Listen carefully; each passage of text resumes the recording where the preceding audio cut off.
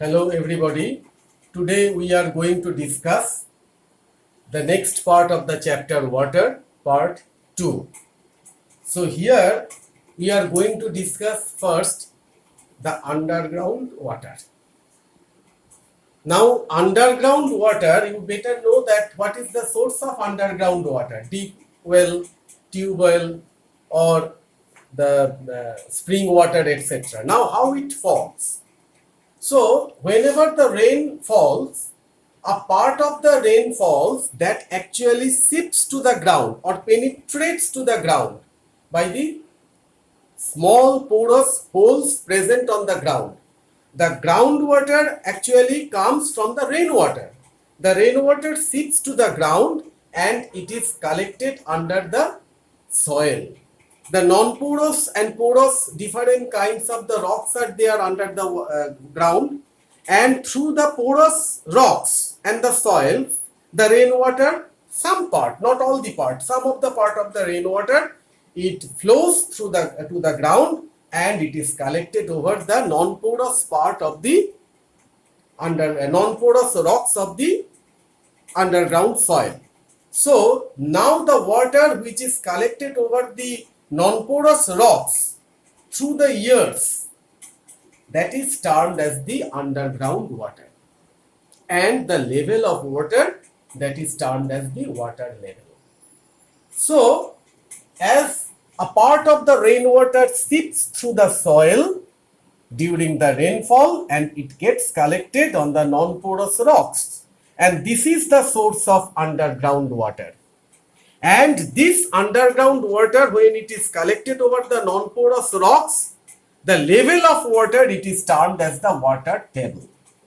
Now if you dig the surface soil, then by digging a well or boring a tube well or the spring water, these are the kind of sources of underground water. So I think you understood this part, how it comes, the underground water, and what is water table and what are the sources of underground water. Now come to the next part, that the underground water, as I discussed, that the spring water or the deep tube well, these are almost safe to drink. Why? Because only dissolved impurities are there, but no suspended impurities. What are the dissolved impurities? These are nothing but the different kinds of the minerals: iron, sodium, potassium. These are the kinds of the minerals, dissolved impurities. These are present as the dissolved impurities in water, and this is good for our health because we are getting the different kinds of the minerals for our daily work and metabolism from this water only. So this underground water which comes from the deep tube well or the spring water, these are almost safe because only dissolved impurities are there, but no suspended impurities. Suspended impurities, different kinds of the germs, bacteria, and different kinds of the other impurities which are floating or suspended. These kind of impurities are very abnormal in case of underground water. So it is very safe to drink. Now, safe to drink because they contain dissolved impurities like iron, sodium, potassium, etc., which are good for our health, but no suspended impurities and the different kinds of the bacteria. Why? Because the rainwater, you think about how it forms. It comes through the porous rocks. So there are different layers of the rocks, and these layers of the rocks, these are actually used as a filter. So they have been filtered through the different layers of the soil, and as it is filtered through the different layers of the soil, the suspended impurities, these are blocked, these are restricted by the different layers of the rocks. So when it stored at the bottom of underground water, when it is stored at the underground in the form of underground water, then it is very safe to drink since no suspended impurities are there, only dissolved impurities are there. It is already filtered through the different layers of the rocks. So this is all over the underground water. Now come to the atmospheric water. What are the atmospheric water? These are actually the source rainwater, water vapor which are present in air. Now this rainwater, now how it forms? It forms a water cycle. You see this drawing. You see this drawing. Say the human activities.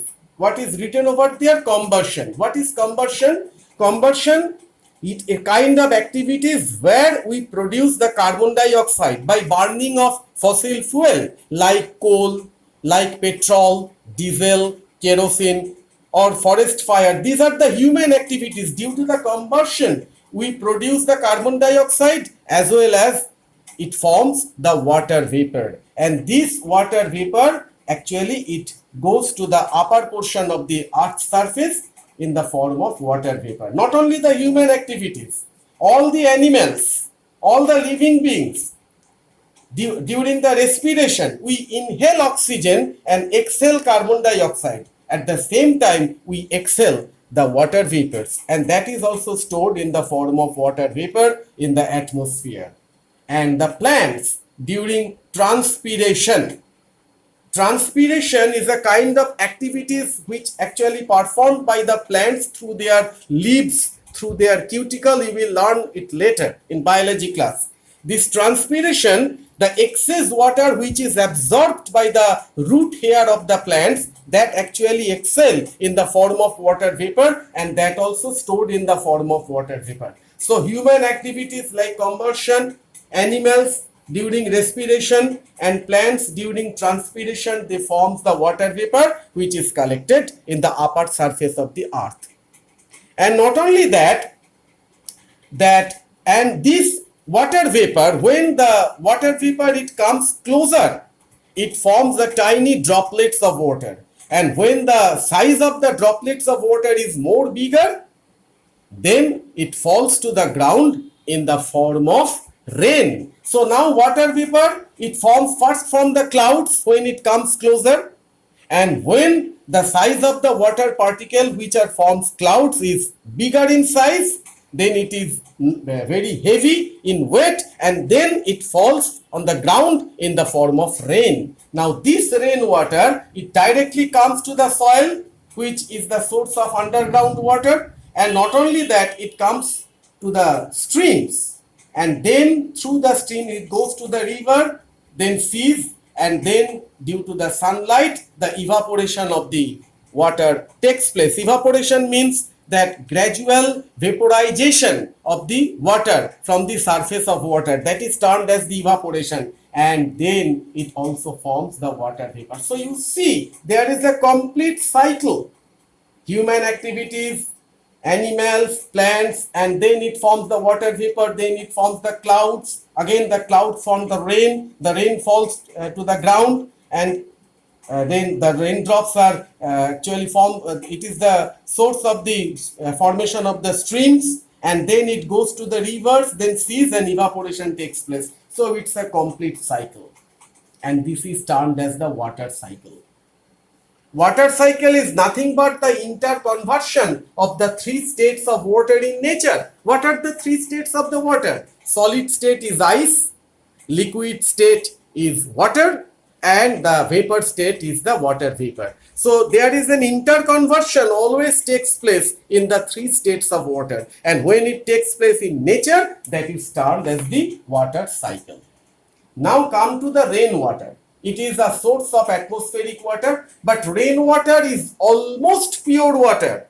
Why? Since it forms evaporation followed by condensation. How it forms? When the sunlight falls on the rivers or sea, then the evaporation takes place. What is the evaporation? The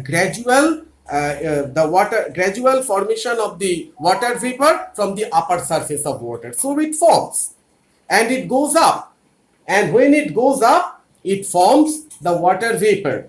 Now this water vapor, when it comes together, then it forms clouds, and when the size of the cloud particle is bigger, then it falls to the ground in the form of rain. Now this formation formation of rain from the clouds or the formation of clouds from water vapor, that is the condensation.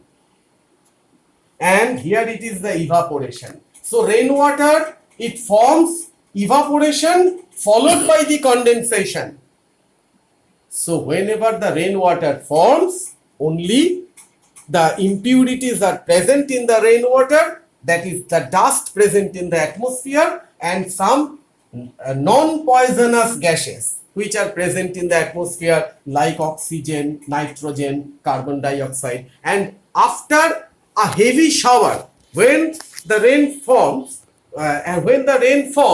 after a few minutes, when the heavy shower takes place, then the dust particles, these are washed out. So if you collect the rainwater, that is almost pure water, and it is also safe for the drinking. So rainwater, formation of rainwater is a part of water cycle. Practice this drawing. It's an important, that the drawing of water cycle in nature.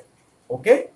Now, what are the importance of the water cycle? You see the first, restoring the lost water from the earth's surface. So when the water evaporates in the form of water vapor, there is a loss of water in the underground water. So, and due to the water cycle, in the form of rain, the restoring of lost water that takes place from the earth's surface. And not only that, it maintains the balance in the underground water. And you know, in our country, in India, and many other countries in the world, for their agricultural purpose, they completely depend on the monsoon season. That means they depend on the rainwater. So the production of different kinds of that means the agricultural development of a country, especially in our India and in many other countries are there, we are actually completely depend on rainwater. So rainwater is a part of water cycle. So the agricultural production depends on the rainwater. And last but not the least, that controlling the climatic condition. The season change, you know that summer, monsoon, winter season, autumn, these are the different seasons. And you see the water vapor present in the different season is different. In summer season, the weather is if it is the humid, then lots of water vapor are present. In the monsoon season, lots of water vapors are present in the monsoon season also. But in winter, there is a less amount of water vapor present in the atmosphere. So the weather is dry. So these are the four important points. Importance of the water cycle: restoring the lost water from Earth's surface, maintaining the balance in underground water, agricultural production depends on rainwater, and controlling the climatic conditions. And the last part of the chapter, the four definitions, four different forms of the water vapor. First of all, fog. Fog. Water vapor changes to the tiny droplets of water near the ground. When the condensation takes place, then the water vapor changes to the tiny droplets of water near the ground. It is termed as the fog, and it is a very common thing in winter season because the climate is cold, and that's why the condensation of water vapor takes place more rapidly. Then the mist. The tiny droplets of water remain suspended in air. That mist is also a cause of air pollution, because you see the tiny droplets of water remain suspended in air, and as well as in the air the different kinds of the pollutants are there, and mist is actually mixed up with these pollutants, and so that mist is also a cause of, when it is mixed up with the different pollutants, so it is also the cause of air pollution when it gets mixed up with the other pollutant present in the atmosphere. Dew. It is very common in the winter season. Water vapor condenses on the cold objects like the grass, leaves, flowers in the form of tiny droplets. That is the dew. And when the dew freezes, it forms the frost. So this is the first part of the water cycle. This is the first part of your chapter of water.